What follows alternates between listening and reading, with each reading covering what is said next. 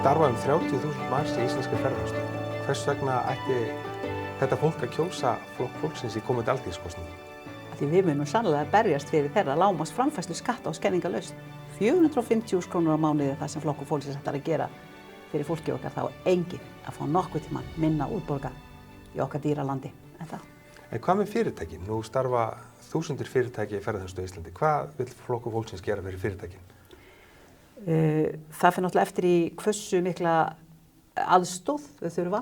Sum þeirra eru í rauninni að róa lífróður og eiga erfiðara en önnur og það er náttúrulega komast til móts við þá sem eru skuldsett í okkar vaxta umhverfi. Þannig að við munum reyna að halda öllum á floti og reyna að sjá til þess að við getum öll unnið hér saman og fyrirtækin okkar, við verðum að hafa þau starfandi, það liggur alveg á borðinu. Það er allt og mikilvæg, þessi þjónusta er allt og mikilvæg. Það er risastóra fallega gullegg sem að ferðaþjónustan okkar er. Hún er okkur allt og mikilvæg til að við munum ekki taka utan um hana og reyna að gera okkar besta til að láta öllum líða vel og komast vel af í okkar fallega landi. Ef þú ættir að kjarna stefnu Flokks fólksins þegar kemur að ferðaþjónustu, hver er hún í stuttumáli? Sko í stuttumáli myndum við bara segja það að ferðaþjónustan okkar er gullegg, þriðja stoðin sem er að koma hér inn í okkar hagkerfi og við verðum að verja það með kjafti og klóm og við verðum að taka utan að það þannig að það má aldrei undanláta. Við þurfum á þess að halda, þetta eru risa fjármunir sem við erum að fá inn í efnahagskerfið okkar, ríkiskassan okkar af útflutningi ferðaþjónustunar, þannig að við þurfum bara að verja hana eins og við mögulega getum.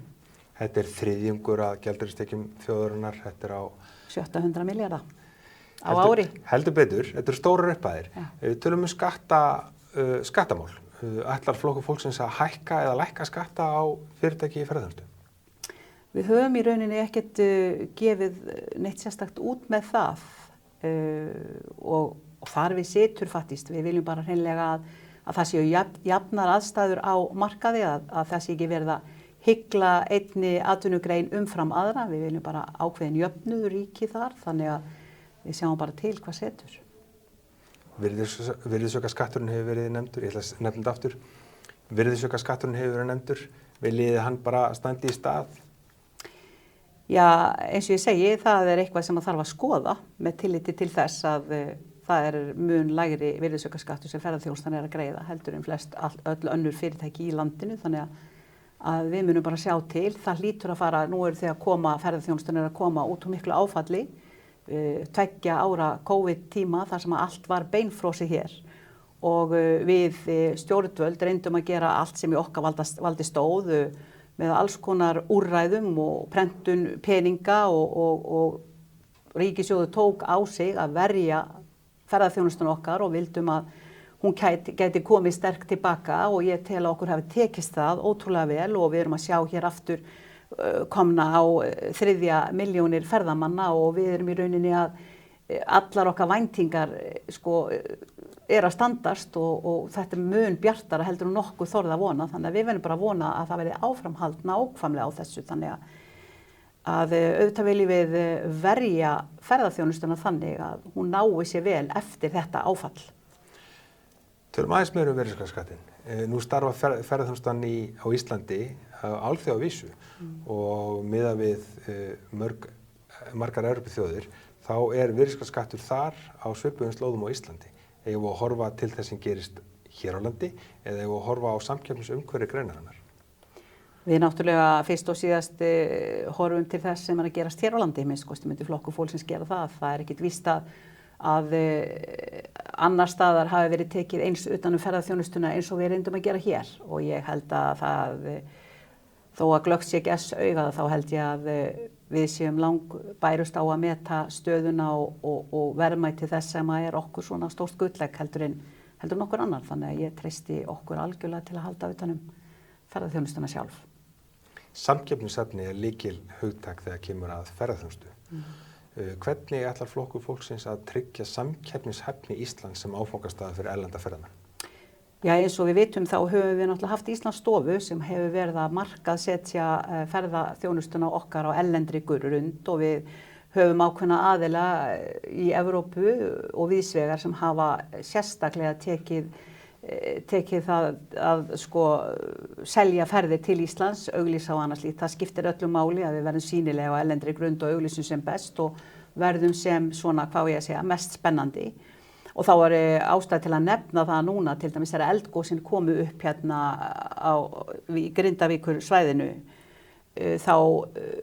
þá í rauninni sváfu stjórnvöld á verðinu sem og ferðaþjónustan sjálf því að það var í rauninni, því var leyft að gerast, flæða út heimsbyggðina hreinlega, að það væri bara ógn og vá að þessu gosi fyrir erlenda ferðamenn sem var rangt. Og þar að leiðandi fengum við ákveðin skell og það dró rosalega saman, bæði var dregið tilbaka áður bókaða ferðir til landsins, áður bókaða gistinætur til landsins hér á hótelunum okkar og gistináttastöðunum og allt það, þannig að þetta nú eitthvað sem væri nú kannski ástæða til þess að virkilega kortleggja og læra vel af, því þetta voru stórkostleg mistök sem þarna voru gerð af bæði stjórnvöldum og ekki síður ferðaþjónustunni sjálfri. Þannig að þú vilt bæta í þegar kemur að markaðssetningu á Íslandi sem áfangastað? Já, við verðum bara að halda henni algjörlega áfram, eins og til dæmis Inspired by Iceland sem á sínu tíma var og keyrði allt upp hérna þegar Íslandsstofa var með það átaksverkefni og þá kynningu, markaðssetningu sem að tókst alveg stórkostlega og hvort að við bjóðum Justin Bieber aftur að koma og dansa á þessu flugvélaflaggi eða reynum að koma á stað öðru Eyjafjallagosi, þessi svona utanakomandi óvæntu atvik sem urðu þess valdandi að landið okkar varð allt í einu svo spennandi fyrir svo marga og svo verðum við líka að passa það þegar við erum að taka á móti gestunum okkar að þeim líði vel hérna, að þeim finnist þau vera velkomin og þá eigum við líka til þess í rauninni að þau haldi áfram að dreifa fallegri ásýnd og jákvæðri ásýnd og spennandi ásýnd á það að heimsækja Ísland. Látið orðið berast. Látið orðið berast, já. Rekstrarumhverfi greinarinnar. Hvernig hyggst Inga Sæland og Flokkur fólksins bæta og efla rekstrarumhverfi greinarinnar? Inga Sæland hefur ítrekað mælt fyrir frumvarp að taka húsnæðislið út úr vísitölu, neysluverðs. Inga Sæland hefur mælt fyrir því ítrekað að hætta að verðtryggja neytendalán. Ef að þessi mál hefðu náð fram að ganga, þá væri ekki vaxta okkur umhverfi núna að sliga ferðaþjónustun okkar. Þá hefði í rauninni verðbólgan aldrei náð þeim hæðum sem hún náði og við höfum aldrei þurft að horfa upp á viðhaldandi hávaxta tímabil eins og við erum búin að vera að takast á við.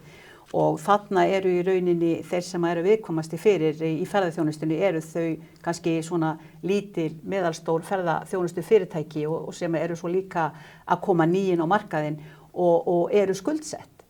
Og þessi fyrirtæki eru hreinlega að sligast undan þeirri byrði sem að þetta vaxta okkur að leggja á þau. Þannig að við þurfum að keyra niður þessa vexti með öllum tiltækum ráðum og Flokkur fólksins og Inga Sæland mun aldrei henda inn handklæðinu og láta það í hendurnar á einhverjum öðrum að taka á vandanum og axla ábyrgð. Fyrirvari í ferðaþjónustu.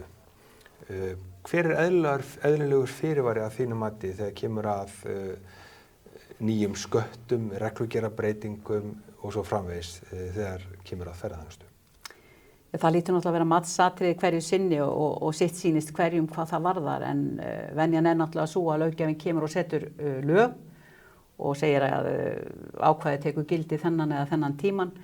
Það er eðlilegasti hlutur í heimi að hafa þannig að það muni engin bera skerðan að fara skerstur frá borði hvað það varðar. Þannig að ég geri mig grein fyrir því að það er verið að selja ferðir fram í tíman á ákveðnu verði. Þannig að það þarf að taka tillit til þess fullkomlega. Hver er í rauninni fyrirsjáanleikinn? Er það 1 ár? Er það 18 mánuðir? Það verður þá bara miða við það og það verður þá bara, og eiginlega furða ég mig á spurningunni vegna þess að það er ekki eins og þetta sé spánýtt.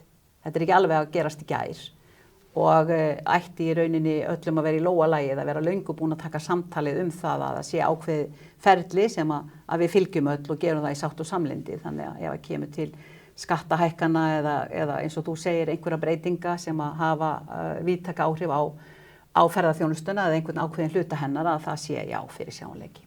Þannig að þú munt berjast með ferðaþjónustunni fyrir meiri fyrirsjáanleika á komandi kjörtímabili? Já, auðvitað vil ég bara berjast fyrir því að við höldum áfram að hafa okkar fallegu ferðaþjónustu og enginn þeirra kúvendist á höfuðið.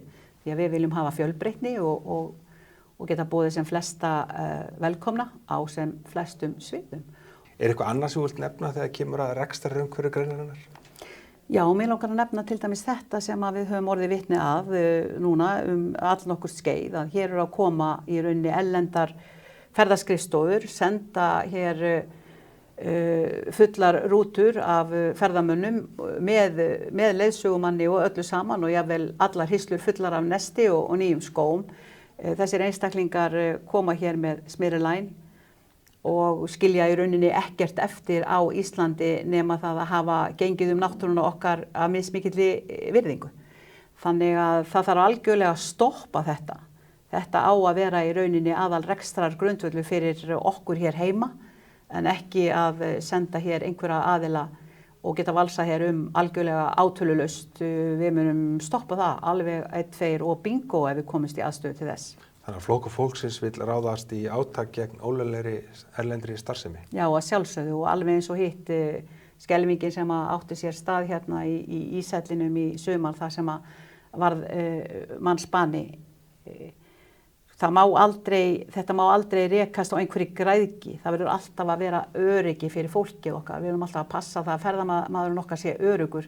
Það þýðir ekki að fara með hann í háfjallaferð kannski í ofsa veðri og þar sem hann verður viðskila við einhvern og svo ætlar enginn að axla ábyrgð. Það þýðir ekki að fara með fólkin í íshella hásumar í 18-20 stiga hita til margra daga og halda að það hafi engar afleiðingar og allt sé í lagi. Þannig að við verðum að tryggja ekki bara fyrirsjáanleika rekstur greinarinnar, heldur líka afkomu greinarinnar til framtíðar og líka öryggi ferðamannanna sjálfra og sýna þeim þá virðingu minnstakosti að gera allt sem í okkar valdi stendur til við séu örugg þegar að sækja landi okkar heim.